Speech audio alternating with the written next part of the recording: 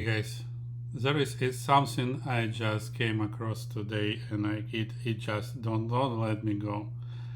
I really don't understand how is it ever possible to get Sony KA7 super nice high-end deck to that condition and then ask for this money. All right, so let me show you a couple images.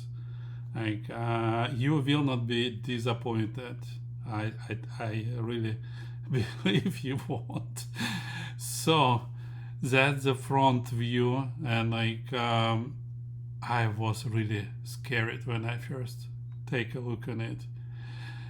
Then going next, see the button is just turn off. Everything is scratched, really heavy scratches near the power button. How is ever possible? Moving on, close up view, big dents here, scratches. Yeah, it's only nightmarish view, and I don't want to have that nightmare in my life. Even all screws are heavily beaten. Someone was just throwing it up from the roof. Really, I don't know why. Why in ever you would be able to do that to the item which costs thousands of dollars? Give me your thoughts. Like it is a pool of serial numbers, so we cannot track them, find them, and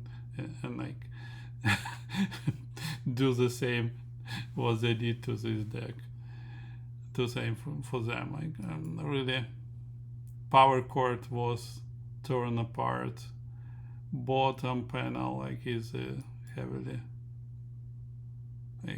dented. My.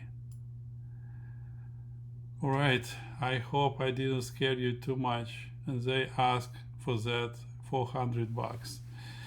Alright, that would be a short video. I just wanted to share with you and have it on my channel that should not ever happen to any good product, and that's not the car which can get into the accident. It should sit in your shelf, look nicely.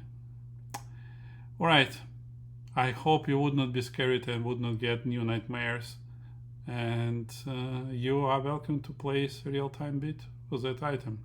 Alright, thanks for your time, see you, and bye bye.